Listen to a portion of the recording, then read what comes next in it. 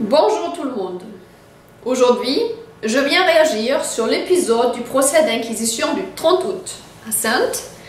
Le compte rendu détaillé qui a été mis en ligne sur le site de Pédopolis m'apporte confirmation des attaques diffamantes et sournoises des prétendus juges contre moi, et je crois qu'il est temps que je réponde personnellement. Donc avant de commencer, je relève une information pratique qui n'est pas du tout sans importance. Il paraît que Sylvie Perron, cette femme extraordinaire, a fait appel du jugement. Alors moi je rigole bien parce que je pense à Jérémy Lehuit, Jay la Fiante, ce tordu qui a pensé pouvoir s'en tirer si facilement et tourner la page. Ah, c'est raté. On aura plus de temps pour organiser quelque chose de sympa. Ceci dit, venons-en au sujet du jour, les crapuleries des ignobles en robe noire. Et j'ai bien préparé avec soin mon texte. Parce que maintenant c'est formel. Quel profil les soupeaux de Satan mettent en scène pour salir notre couple, Stan et moi, avec ces insultes diffamantes de gourou pour Stan, gourou tordu, et femme sous influence pour moi. Moi qui ne sera juste une des nombreuses femmes sous influence du gourou. Bien qu'il s'agisse d'un procès d'inquisition dans le but de construire une image bien dégueulasse de notre couple pour pouvoir nous condamner, il y a encore des gens qui sont crédules par rapport à ce qui sort de la bouche de ces prétendus magistrats. Mais quand on fait partie de la corporation des soupeaux de Satan, de ces ignobles robes noires, c'est logique qu'on fasse tourner des insultes gratuites sur des personnes à détruire, non? Donc, je veux mettre des choses au clair ici. Stan et moi, nous sommes en couple depuis que 13 ans maintenant. On a passé notre 13e année. Stan était la première personne qui m'a ouvert les yeux par rapport à ce qui se passait dans notre société. Parce que en 2005, je sortais des Pays des Bisounours en Allemagne et je pensais que la société était bien dans sa globalité, qu'on vivait dans une démocratie, qu'il y avait justice, bien sûr. Mais alors que tout allait bien pour moi en apparence, dans la matrice, j'avais déjà un pressentiment, une sorte de gros malaise intuitif concernant le monde. Avant ma rencontre avec Stan, c'était les débuts d'Internet, donc il n'y avait pas encore de diffusion de vérité interdite jusqu'à là. Donc pratiquement rien qui pouvait me mettre la puce à l'oreille que quelque chose clochait dans la matrice. Car mon monde était tellement parfait, mais intuitivement, je sentais que quelque chose n'allait pas. Dès la première année avec Stan, quand il me racontait ses dernières mésaventures, j'ai plongé dans une perplexité qui a aggravé mon malaise. Et quand Stan et moi étions au service de politique de vie en 2006 à Paris, cette association qui prétendait venir en aide aux personnes victimes des violences judiciaires, tout a commencé à devenir clair. C'était pour moi comme un stage accéléré qui m'a confronté violemment à la face cachée de notre société, avec une avalanche de scandales dans tous les domaines possibles et imaginables, la santé, l'environnement politique jusqu'à la pédocriminalité, où la trahison des institutions apparaissait très clairement. Et c'est là où nous sommes tombés sur l'affaire de Corinne Gouget, 2 autres cas de mères persécutées et la fameuse affaire Vincent. Ces affaires sur lesquelles Stan devait enquêter gratuitement pour l'association. Vous connaissez la suite de l'affaire Vincent. Et si vous ne la connaissez pas, le livre est toujours disponible gratuitement sur Internet. L'affaire Vincent, au cœur du terrorisme d'État. Donc, grâce à Stan, je me suis échappée du monde des bisounours, de cette marmite dans laquelle les grenouilles que nous sommes sont en train de cuire tranquillement. Devant la télé, le sport-spectacle du dimanche, le week-end en famille, c'est pas encore interdit. Le travail qui nous donne cette illusion d'exister et être quelqu'un. Les petits problèmes de tous les jours dont nous avons le droit de parler. Et quand j'ai rencontré Stan en 2005, j'ai eu une occasion unique de sauter hors de la marmite avec lui. Et en le suivant, je suis rentrée dans le combat. C'est un combat pour la cause collective, pour notre futur, mais aussi pour notre présent. Stan n'a jamais pu vivre en paix avec la conscience qu'il a des horreurs qu'il y a tous les jours partout dans le monde et jusqu'à côté de chez vous. Quelqu'un qui veut juste faire sa petite vie tranquille et ne pas avoir de problème refuse Stan et sa quête de justice. Ça n'a pas changé depuis. Parce que dans ce monde des soupeaux de Satan dans lequel nous vivons, de faire des actions justes et belles amène forcément que des problèmes. Moi, j'ai pris une décision très difficile à prendre. Rester avec lui, faire ma vie avec lui, en dehors de la marmite. Et en conscience, j'ai renoncé à tout. Ma carrière dans la banque, mon confort dans la matrice, ma famille, qui m'a tourné le dos. Et les juges, dans le mensonge du procès du 30 août à Saintes, accusent Stan de m'avoir fait des chantages, d'avoir joué avec les sentiments que j'avais pour lui. C'est ignoble. C'est plutôt ma famille qui m'a fait du chantage. Si je refusais de revenir faire ma vie de grenouille, on allait me rejeter. Et c'est ce qui s'est passé. J'étais obligée de suivre leur plan de fausse vie, tout construit pour moi. Carrière, mariage, famille, enfants, maison tout confort, divertissement, consommation, divorce, retraite, caveau familial. Une vie bien remplie, mais le vide total. En plus, il fallait que je garde la tête bien dans le trou pour ce super plan de fausse vie.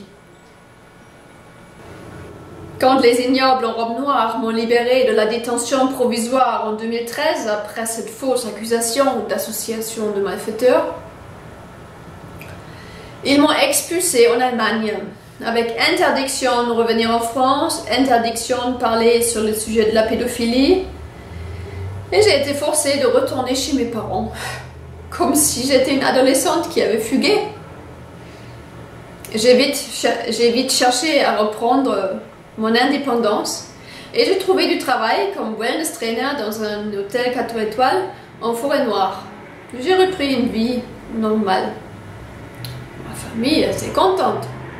J'étais revenue à la raison. Mes parents étaient triomphants. Cette vie de fou avec Stan, ça m'amenait à rien, à part des problèmes. Et maintenant, j'ai des problèmes judiciaires en plus sur le dos. Comme si Stan était le fautif de ce monde de merde. C'est lui qui le combat, au contraire. Toujours cette inversion de valeurs. Et bien que les réseaux se servaient de moi comme une chèvre pour attraper Stan, et que ma liberté était bien annoncée comme provisoire, tout allait de nouveau bien pour moi, en apparence. Seulement ce qu'on ignore, puisqu'on ne le voit pas, c'est ce vide intérieur qui revenait en moi après quelques mois de fausse vie dans la matrice. D'ailleurs, qui voudrait savoir comment je me sentais? Les illusions suffisent. J'étais en train de mourir à petit feu à l'intérieur de moi-même, avec ma vie qui n'avait plus aucun sens, parce qu'elle ne correspondait plus à mon niveau de conscience. Si j'étais restée dans la matrice, dans cet endroit de non-vie, j'aurais déclenché certainement un programme d'autodestruction pour m'enfuir. devenir alcoolique, ou j'aurais pu commencer de fumer quelque chose, ou je ne sais pas, mais pour faire disparaître ce mal-être intérieur, pour ne plus ressentir ça. C'est tellement courant. Beaucoup de monde se détruit comme ça. Quasi normal. Je devais m'enfuir de la réalité dans un nuage anesthésiant ma conscience, parce que le gouffre entre ma conscience et cette vie de tout le monde que j'étais obligée de vivre sous la pression judiciaire était trop grand. Voilà. J'ai pris ma décision. À nouveau. Et les juges, vous n'allez pas me retirer ça. Vous qui me traitez de femme sous influence. Je suis partie aussi formellement en clandestinité en me foutant de quelle foudre judiciaire vous allez envoyer sur moi. Et c'est vrai, j'ai suivi Stan aussi par amour, bien sûr, dans une vie sans aucune sécurité, dangereuse, et des fois avec manque de tout, jusque dans ce combat que personne ne veut faire sérieusement parce qu'il est trop dur et il semble une cause perdue. Mais de quel droit un juge se permet de parler de notre amour comme si notre couple était un truc manipulé, manipulateur, une vitrine commerciale, une imposture? Qu'est-ce qu'il connaît sur le sujet, ce pauvre type de procureur? Tout ce que les magistrats connaissent, c'est la manipulation du public, pour commencer. Ça, oui, ils ont été formés pour ça. Et l'amour, c'est un truc à détruire. Ça empêche la pédophilisation et la satanisation de la société. Mais oui, vous êtes bien engagés là-dedans, Madame la Présidente et Monsieur le Procureur. Il faut salir ce qui est beau. Ça, c'est un principe du satanisme. L'amour de notre couple. Je suis juste une pauvre poire qui se fait manipuler par le gourou, qui a mis ses 50 000 € d'économie à sa disposition. Oui, j'avais des économies que j'ai utilisées pour notre survie à tous les deux dans cette clandestinité. Ça nous a peut-être permis de tenir les 3 premières années. Et nous sommes aujourd'hui dans la 11e année de clandestinité. Et en fait, déjà 15% de la somme, j'avais déjà claqué dans l'affaire Vincent en 2006 pour le sauver. Des monstres comme vous. Mais vous, les pseudo-juges, qu'est-ce que vous voulez mettre dans la tête du public? Que Stan est un escroc?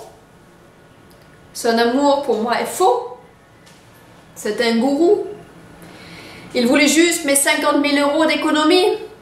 C'est ça? Ben, pourquoi il m'a pas jeté au bout de 3 ans alors? On est dans le jetable aujourd'hui. Oui, dans votre monde de pourri, ça se passe comme ça. Pour financer ses délires, Stan, il aurait pu se chercher une riche veuve sans problème. Mais certainement pas de perdre son temps avec des mères de famille divorcées et persécutées que votre corporation d'ignobles en robe noire a mis sur la paille et conduite au bord du suicide. De quel droit, vous, procureur et présidente, je sais pas quoi, vous osez vous permettre de parler de moi comme une femme sous influence, une irresponsable, alors que j'ai pris des décisions très difficiles, en conscience, et que je revendique à nouveau ici. Oui, se soustraire à l'imposture judiciaire, à l'inquisition, rester libre, sain et sauf psychologiquement, pour dénoncer vos crapuleries, pour vous combattre, c'est un exemple à donner au monde entier. Oui. Parce que, arrêtons-nous un petit instant encore Ça veut dire quoi? Femme sous influence. C'est une pauvre femme qui n'est pas capable de prendre des décisions par elle-même, que le système doit protéger d'individus comme Stan. On connaît la musique. Ce qui sert à mettre dans la tête du public que des personnes en accord avec les idées de Stan ne peuvent être que des attardés. C'est bien comme ça que vous décrivez aussi tous ses soutiens. J'ai bien compris où vous voulez en venir. Vous me présentez comme une pauvre cloche sous influence que vous allez déclarer pénalement irresponsable, comme pour Sandrine Gachat-Doigt, à envoyer un asile psychiatrique dès que vous mettez les mains dessus. Voilà pour la femme sous influence du manipulateur mythomane. Et il faut bien aussi mettre en spectacle, en scène, le gourou. Et pour ça, vous allez jusqu'à utiliser les mensonges délirants d'une pauvre femme qui s'est suicidée parce qu'elle avait, grâce à des monstres comme vous, trahi ses propres enfants. Oui, je parle de Corinne Gouget, qui aurait dit de Stan qu'il fallait lui faire des massages de pieds. Qui pourrait penser que c'est inventé cette histoire? Ça a l'air tellement stupide, sans importance. Mais c'est vraiment pervers, vraiment, parce que vous ne savez plus quoi dire pour mettre dans la tête des gens que Stan est un gourou, un faux, un escroc, un manipulateur, un tordu. Pourquoi pas un pervers narcissique, comme tous ces malades de pédocriminels qui le dénoncent, que vous protégez? Pourquoi pas? Allez! Pourquoi vous n'allez pas un cran au-dessus? Qu'est-ce qui vous gêne? Ça ne nous gêne pas de mentir dans ce procès, par contre, hein, en disant que j'avais dit à Léa de laisser la fenêtre ouverte, qu'elle m'aurait répondu « Je préfère vivre avec papa, maman est malade ». Deux mensonges pour le prix d'un. Il n'y avait jamais eu cet échange entre Léa et moi. Et vous le savez très bien. J'ai fait un compte rendu de ma rencontre avec Léa, ce que vous ne pouviez pas avoir oublié, puisque c'est votre pièce à charge numéro 1. Ma rencontre avec Léa. Et à ma question pour savoir si elle subissait des violences, Léa a répondu qu'elle avait plus de souvenirs, ce qui est autre chose. Voilà. Tout est comme ça. Et je ne veux pas parler ici de ce faux témoin, Jérémy Luth. J'ai la fiente, c'est tordu. Parce que sinon, cette vidéo, elle va pas terminer, elle va devenir trop longue. Mais important et facile à comprendre et à observer est la terreur judiciaire pour détruire l'amour. L'amour vrai, qui est encore dans le cœur de quelques exceptions de parents protecteurs comme Sandrine Gachat-Doigt. Elle a osé faire front à votre corporation d'ignobles en robe noire, à vos jugements abjects, à les renier, à prendre le maquis avec ses enfants pour les sauver. Alors qu'elle est folle, bien sûr. À qui le tour? D'autres volontaires pour l'asile psychiatrique dans la salle? Terreur contre amour, voilà votre vrai rôle, Madame la Présidente, Monsieur le Procureur. Et vous, Monsieur le Procureur, vous osez parler de ce procès comme une expression de la démocratie.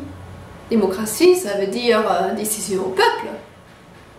C'est pour ça, vous, Madame la Présidente, vous faites expulser du tribunal en plusieurs vagues tous les citoyens qui expriment leur indignation? Ah oui, votre démocratie, elle consiste à éliminer tous ceux qui ont une opinion qui contredit celle de votre organisation criminelle. Cette organisation criminelle qui contrôle notre société, qui viole nos enfants. C'est ça, votre démocratie. C'est comme en politique, ceux qui sont autorisés à exprimer leur avis dans votre temple, les avocats, etc., à influencer le reste des masses, c'est ceux qui sont sélectionnés par vous. Les autres, dehors, dehors. Et s'ils insistent, vous les enfermez pour trouble à l'ordre public. Oui, votre ordre de soupeau de Satan. C'est ça la démocratie. Et après avoir expulsé du tribunal tous les gens les plus courageux du peuple qui ont osé de vous affronter, malgré le fait que dans votre temple, vous êtes quasi comme les dieux, les dieux tout-puissants. Vous pouvez faire votre simulacre de procès dans la paix des soupeaux de Satan, et oser prétendre avoir fait votre jugement au nom du peuple souverain.